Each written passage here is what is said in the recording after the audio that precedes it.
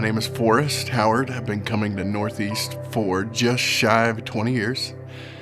Married to my wife, Margaret, for 15, almost 16 years. We have one daughter, Charlie Kate, apple of my eye. A lot of the why that keeps us marching forward in our house is Charlie Kate. So in about 2017, 2018, I started having these blisters that would pop up on my feet, and it would take forever to heal. Eventually it got to the point where they weren't healing and they were getting bigger and bigger. I would end up with infections and end up in a surgery, having the wound cleaned out, having the bones cleaned out, ended up losing a toe. Finally was diagnosed with a disease called Charcot foot.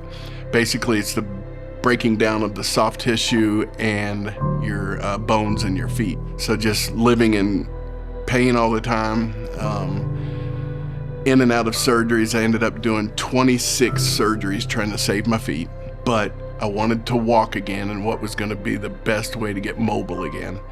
And so that's when the discussions started with amputations.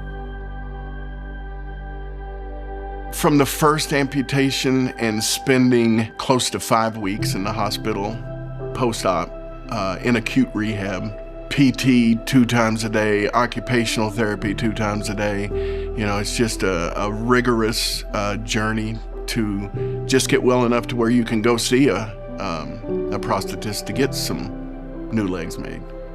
Went back in for another surgery to have the second leg amputated, which was incredibly hard to do. You know, once you have one leg cut off, the whole psychological thing, knowing that you have to go and have the second leg cut off, and to know that the day is coming, how will I ever bounce back from that?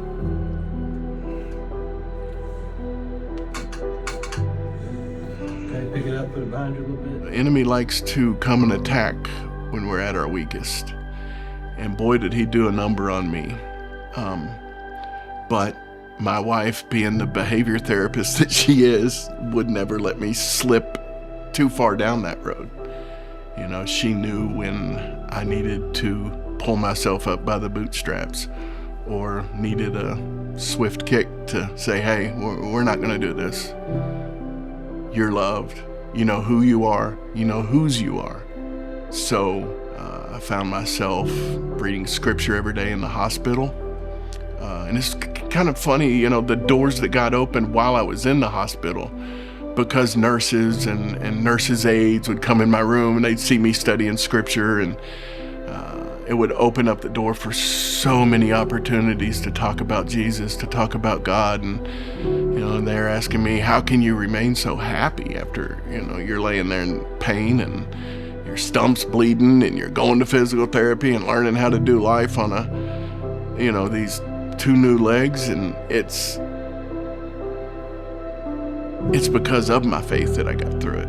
You know, just leaning into the word daily and knowing and praying that God was going to see me through this. Now you gotta come my way a little bit.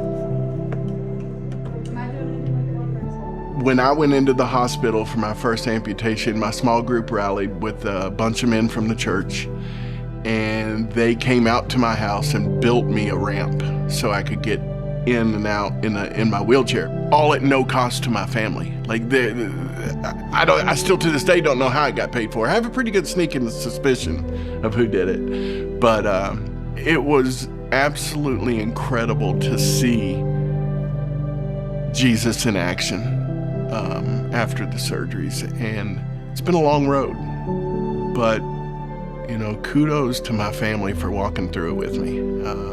I definitely couldn't have done it without them. You know, having them both just show up day after day,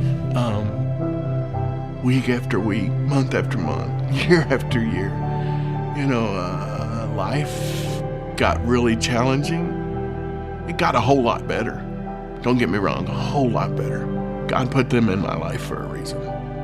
Daddy!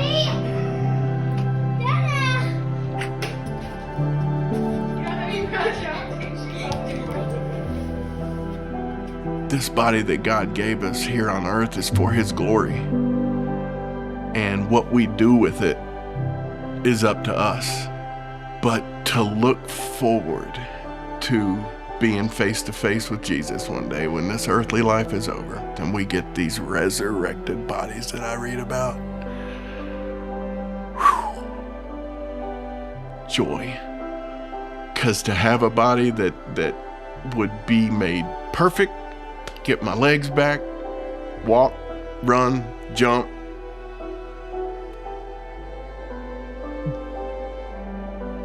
Can't wait.